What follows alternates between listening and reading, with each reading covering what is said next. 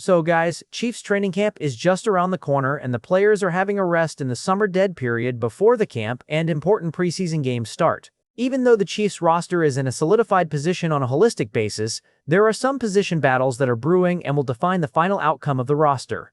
This is what I'll be digging into today, so stay with me. What's up, Chiefs fans? Welcome to the NFL Playbook Chiefs. If you're new here, don't forget to hit that subscribe button.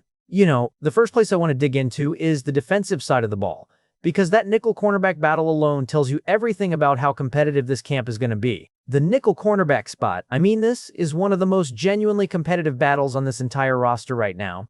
We've got 3 players on the board for that slot position, and I think all 3 of them bring something different to the table. Kader Kohou, Jadon Kennedy, and Christian Roland-Wallace. Those are the guys I'm watching most closely when camp opens up, and now, let me tell you why each one of them matters. Look, all 3 of these players have the kind of traits you need to play nickel at a high level in this league. They can play inside, they can slide out to the boundary a little bit, they can even play some safety if needed. Quick twitch ability, the footwork, the physicality, it's all there. And what really matters at nickel is being able to blend your zone and man responsibilities in that slot and tie everything into the defense as a whole.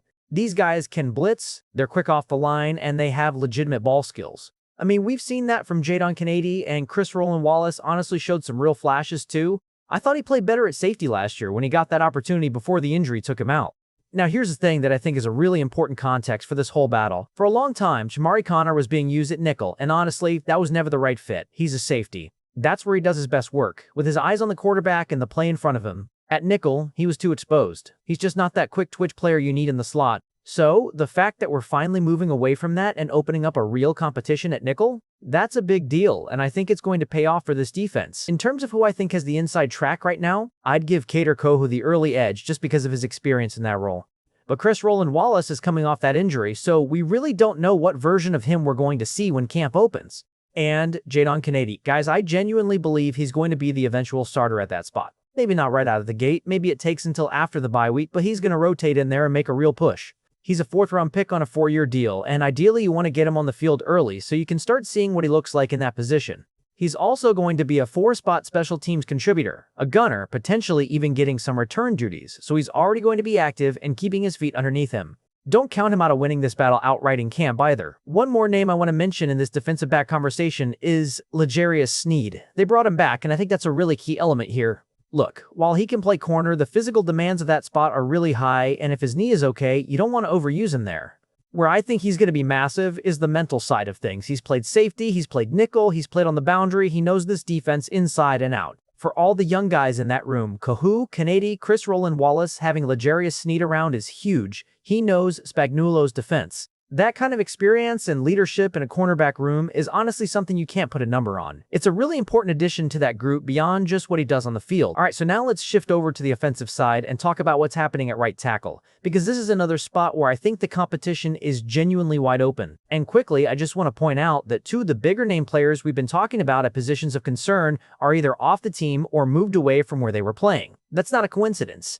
The Chiefs made some decisions, and I think they're the right ones. So, Patrick Mahomes did not trust Wanya Morris at tackle, and honestly, nobody should have. That situation just wasn't working anymore. But here's where it gets interesting. The Chiefs were actually able to save themselves from a tough spot because after cutting Kingsley Suamataia last year post-training camp, they were able to bring him back after the Jets cut him. So, we have Kingsley Suamataia back in the mix, and now the real battle is between him and Jalen Moore at right tackle. Now, I want to mention a name that I think is really flying under the radar here, Khalil Benson. He's a UDFA who played at Indiana before transferring to Colorado, got hurt after 9 games, then transferred back to Indiana and helped them win a national championship. He's a big mover, 6'6", with real power in his hands.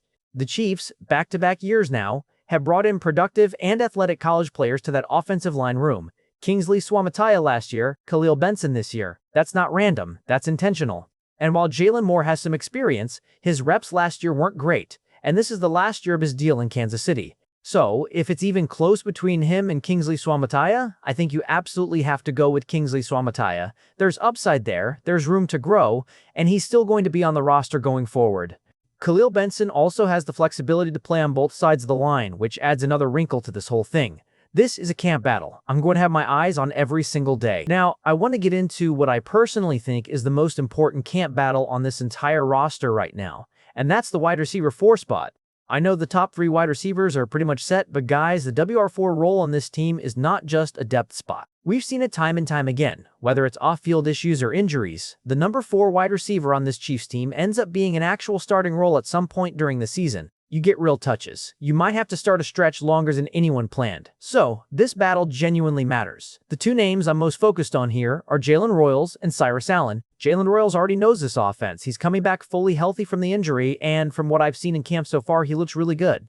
He's going to be more explosive this year, and I think that familiarity with the offense gives him a real edge. But Cyrus Allen, honestly, I think he's more underrated than people realize. He's a really good route runner. More of an intermediate threat, yards after catch kind of guy. He's got that pure explosion, and he's continuing to work on the little things. His mechanics, looking the football into his hands, getting in and out of breaks cleanly. The details matter at this level, and it looks like he's putting the work in. Now, the X factor in this whole wide receiver conversation, according to me, is Chad O'Shea. He is the X factor for this entire receiver room. If he can develop these guys, if he can get more out of them by teaching them the little things, the mechanics, how to weaponize their speed, how to run their routes at a high level, then I think this group has a chance to be really special. That's something that wasn't always prioritized in Kansas City before, and I think Chad O'Shea changes that. I also want to throw out a name that I think could legitimately make the back end of this roster. Andrew Armstrong out of Arkansas. Big guy, good mover, legitimate wingspan, I believe a 41-inch vertical, and 4.5 speed.